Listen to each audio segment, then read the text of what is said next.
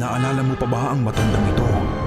Isa siya sa mga karakter na minsan ay nagbigay ng takot sa iyo. Pero naisip mo na ba kung bakit siya naroon? Balot. Isa ito sa mga sumikat na Filipino horror games na nakilala pa sa ibang bansa. Ngunit ang tanong, laro lang ba talaga ito? O may mas malalim na kwento na hindi agad nakikita ng mga manlalaro? Kung bago ka pa lang, huwag kalimutang mag-subscribe. Ako nga pala si Freak Pinoy Horror. Welcome sa channel kung saan binubuksan natin ang mga creepypasta, horror games at madidilim na lore. Simulan na natin ang kwento. Nagsimula ang lahat sa isang maliit na silid. Doon, makikita mo ang iyong kapatid na mahimbing na natutulog, nakapulupot sa kumot na parang walang kamalay-malay sa mga pangyayaring magbabago sa inyong buhay. Ilang sandali lang, maririnig mo ang boses ng iyong ina na tinatawag ka para maghapunan. Paglabas mo sa kwarto, nadatnan mo ang iyong ina na nakatayo, naghihintay para sabay kayong kumain. Isang karaniwang hapunan sa isang simpleng tahanan. Ang ulam nyo ay tuyo, maalat, malutong at paborito ng maraming Pilipino tuwing gabi. Ang amoy nito ay kumalat sa buong bahay, isang paalala ng simpleng pamumuhay. Habang kumakain, biglang naputol ang usapan nang marinig ninyo ang balita sa radyo. Muling lumalaganap ang tinatawag na pay to kill, kung saan nagbabayad ang mga makapangyarihan upang ipatumba ang kanilang kalaban o kahit sino man na nais nilang alisin. Ayon sa balita, 2 residente na ang nabiktima nito, nagdulot ng matinding takot sa inyong pamilya. Maya-maya, dumating ang iyong tatay na may dalang manok, isang bihirang ulam sa inyong hapag. Dito mo nalaman na isa pala siyang tricycle driver at tulad ng karamihan, ang inyong pamilya ay isang kahig at isang tuka, kumakayod araw-araw para may makain. Pagkatapos kumain, inutusan ka ng iyong ina na patayin ang mga ilaw, isara ang mga bintana at pinto, at maghanda dahil ngayong hating gabi. Kailangan mong lumabas para magbenta ng balut at chicharon upang may pangbaon ka sa eskwela.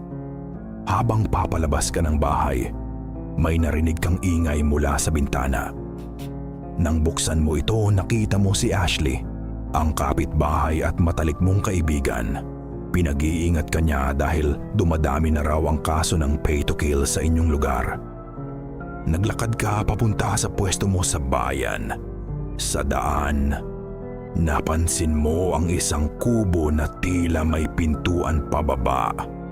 Hindi mo ito pinansin at tumuloy ka na lang sa pwesto mo para magbenta. Noong gabing iyon, 3 lalaking customer ang bumili sa'yo. Naakala mo normal na benta lang at biglang nagbago ang ihip ng may gumulat sa iyong matanda. Habang nagkakapalitan kayo ng kwento, nalaman mo na dati may isa pang balot vendor na nakapwesto roon pero napaalis. Marahil dahil wala itong business permit. Kaya nagpasya kang kumuha ng permit kinabukasan para hindi ka masita ng barangay. Ngunit ang matandang babae ay nagbigay ng babala na umalis ka na sa lugar na iyon habang maaga pa. Alam ng mga tao na may mga insidente ng pay to kill na nangyayari sa barangay. Sa kabutihang palad, naubos mo lahat ng paninda mo kaya pwede ka nang umuwi. Pagdating mo sa gate, nakalok na pala ito. Kaya nagsimula kang maghanap ng susi at sa may kubo mo ito natagpuan, malapit sa gate. Nang papaalis ka na sana, biglang sumulpot si Mang Berto. Galit siya dahil pumasok ka raw sa kubo niya nang walang paalam at kinuha mo pa ang susi na hindi mo pag-aari. Pagkatapos noon, pinagbuksan ka na niya ng gate. Nakalabas ka rin sa wakas at naglakad pa uwi para makapagpahinga. Kinabukasan ng gabi, pinapunta ka ng nanay mo sa barangay upang kumuha ng business permit. Pagdating mo, nakita mo si Kapitan. Tinanong ka niya kung ano ang kailangan mo at agad mong sinabi na kukuha ka ng permit. Ngunit bago niya ito ibigay, pinag-ingat ka niya dahil may mga ulat daw ng pay to kill na nangyayari sa lugar. At ilan sa mga nabiktima ay mga vendor din na tulad mo. Pagkatapos noon, pinaalis ka niya at inabutan ng maliit na halaga bilang pasasalamat. Sa paglabas mo, nakita mo si Ashley na tila may mahalagang pag-uusapan sa barangay sa susunod na gabi. At dito nagsimula ang mas madilim na yugto. Narinig ninyo sa radyo na 10 na ang namatay sa inyong lugar. Ang takot ay bumalot sa inyong pamilya at nagpasya ang mga magulang mo na lumipat ng bahay. Ngunit bago iyon, pinagtinda ka pa rin ng tatay mo para may dagdag na pera. Habang nagtitinda ka, biglang narinig ang putukan. Mga kalalakihan na may dalang baril at itak ang dumating.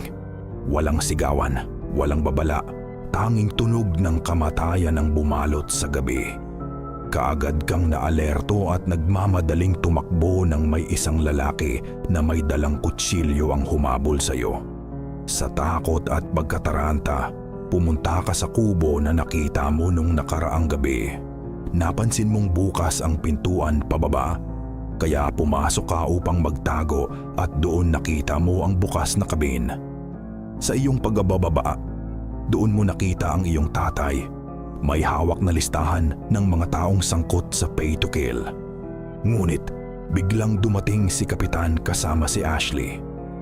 Nagulat ka nang malaman na sangkot din pala sila. Dali-dali ka nilang itinali kasama ang tatay mo upang patahimikin. Nais kayong tapusin nang biglang sumulpot si Mang Berto, ang bantay sa gate. Mag-isa niyang inubos ang lahat ng masasamang loob sa silid upang iligtas kayo. Ngunit sa huling sandali, isang gunman ang pumasok at nabaril si Mang Berto. Kahit gusto ninyong iligtas siya, nagpaiwan ito at sinabing umalis na kayo dahil delikado na. Umuwi kayo ng tatay mo at inutusan ang nanay at kapatid mo na magtago. Binigay sa iyo ng tatay mo ang baril na nakuha niya sa hideout. Nang bumalik ang mga gunman upang patahimikin kayo, ikaw ang nagpatahimik sa kanila. Makalipas ang 1 buwan, narinig mo sa radyo na nahuli na ang lahat ng sangkot sa pay to kill. Salamat sa listahan ng iyong tatay at sa tulong ni Mang Berto na inakala mong patay na.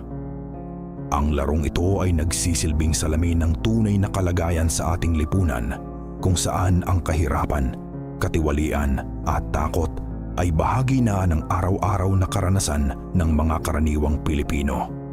Ang karakter ng isang simpleng balot vendor ay kumakatawan sa bawat mamamayan na patuloy na nagsusumikap kahit gaano kahirap ang sitwasyon. Ipinapakita ng kwento na madalas, ang mga ordinaryong tao pa ang nagiging biktima ng kapangyarihan ng iilan. Ngunit ipinapakita rin ito na may kakayahan silang lumaban at ipaglaban ang tama. Kaya't hindi dapat manatiling tahimik kapag may nakikitang mali o pang-aapi. Ang tunay na hustisya ay makakamtan lamang kung kikilos tayo at pipiliing tumindig para sa tama. Kung nagustuhan mo ang video, like mo na ito.